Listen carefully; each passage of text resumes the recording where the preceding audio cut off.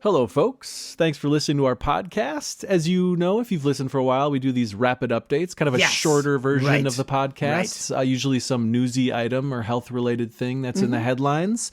And recently, there was a new food pyramid that came out, and Zorba did a whole rapid response about that. You can go back and listen to that one. He gets into the details of it.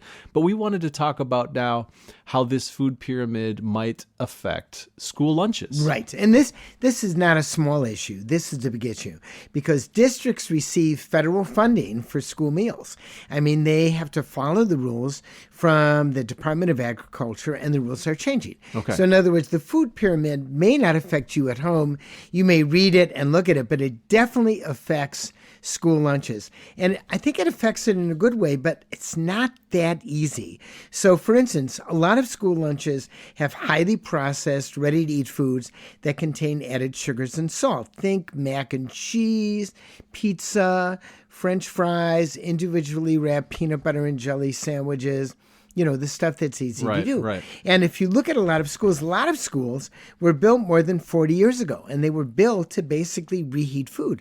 They don't have a commercial kitchen. Right. This is not like schools. I mean, there's some now probably that have a scratch kitchen, but that's the word. That's the minority. And also, for sure. If you're going to actually produce the food, you've got to hire the people, which means more money. You've got to produce it. You've got to clean it. I mean, it's not a small thing. It's a big thing. But schools over the years have brought sodium and sugar levels down. That's good. Because under the Obama administration, they actually had to do it. And what they have to do is they have to look at where they're getting their food from so that the food itself, that often comes from larger companies, begins to hit the new guidelines. So some of the guidelines are to make more protein-rich school meals. Okay, sounds good. Good idea. Yeah. Protein costs money. Sure. Grains do not cost as much money. Right. Where's the money going to come from? With more meat and more cheese, it's going to cost more money because that's basically what it is. When you have fruit, you want to have more fruit. Fruit costs more money. It depends. If it's canned fruit, it doesn't cost milk. Now, that's a very interesting thing. Under the Obama era rules, the only milk that was in schools basically was low-fat and non-fat milk. In other words, 1% or 2%.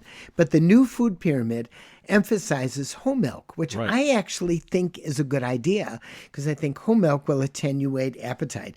And recent federal legislation looks at whole milk. But whole milk costs more money. Okay. You know, and so that's the issue. So these changes are going to trickle down to the schools, I think, ultimately in a positive way, because the schools have to rethink what they're serving our kids. They have to move towards more protein, more whole milk, and then they have to make sure that the food companies that they contract with produce food that, once again, can be heated up because they can't automatically go to a commercial kitchen. I mean, commercial kitchens are uber expensive, and schools are always looking for money.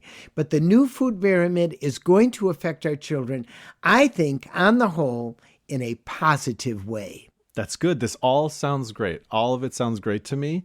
But I think my one concern here is that when you implement these things, and you mentioned it a bunch of times, this is a lot more money. It's going to cost a lot of money. So they got to back this up with funding. Right. You've got to back up the new food pyramid with federal funding and federal support through food subsidies to make sure that our children get the best food so that we can keep those kids strong.